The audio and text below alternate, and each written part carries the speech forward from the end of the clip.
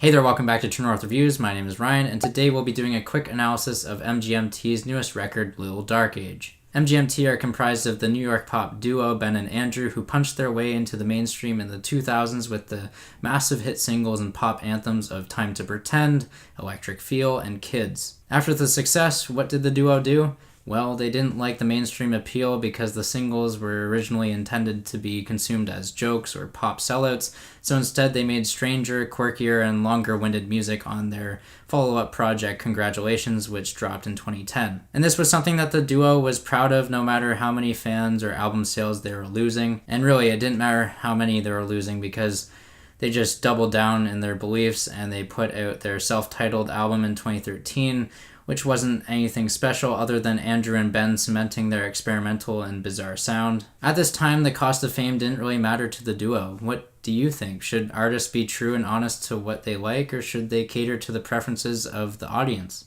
For MGMT, they were considering these questions with a heightened sense of seriousness and were at a crossroads for a sonic direction as their sales and critical reception were seemingly falling out of the sky like a dead horse. So this led to Ben and Andrew taking hiatus and spending time apart on the separate coasts of America for a couple of years after their self-titled release. And it was only around 2015 that the friends got in touch with each other again and started writing new songs while emphasizing the pop song structure that originally made them famous, but also found them taking influences and risks from darker synth-pop. Out of this, Little Dark Age was conceived, and ironically, in my opinion, the 2018 release finally puts an end to MGMT's dark age of album duds. First off, while listening to Little Dark Age, you'll notice that it is very tolerable to listen to from front to back, and that's for old and new fans alike. Secondly, it has witty and on-the-nose lyrics about relationships and phone usage in the 21st century, radio-friendly sounds that have old fans licking their chops, and a sticky and memorable aesthetic in retro or vintage synth-pop. Furthermore, it's a record that enamors you from the haunting vibes of the instrumentation on the title track, and it's also a release that challenges you to slow down and discover the catchy melodies in a song like Hand It Over,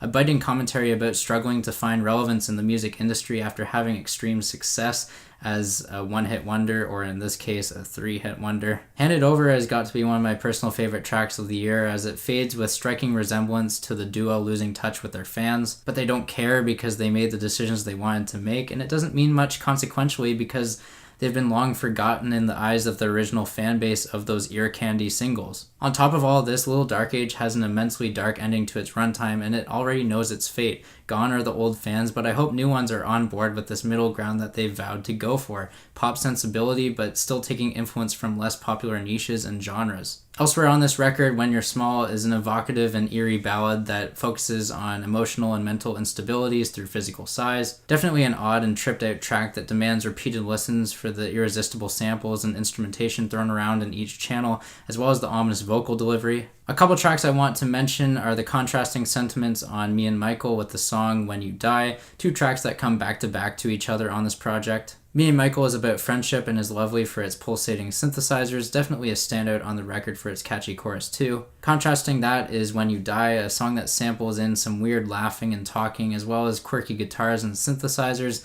a song that fails to express any regret with telling someone to screw off. And for the fans of the weirder, meandering, neo-psychedelic sounds of MGMT, don't think that they forgot about you. Try the tracks Days That Got Away and the second half of One Thing Left to Try. After reviewing this record, one thing is made certain with MGMT. They love to approach new projects with a different and distinguished sound. But this time round, the influences of Ariel Pink and Pet Shop Boys are felt, and the duo reroute themselves in pop songs, but balance it with melodies that challenge you to find the catchiest parts. From here, who knows what will happen to MGMT? Will they try more vintage synth-pop, new wave, goth?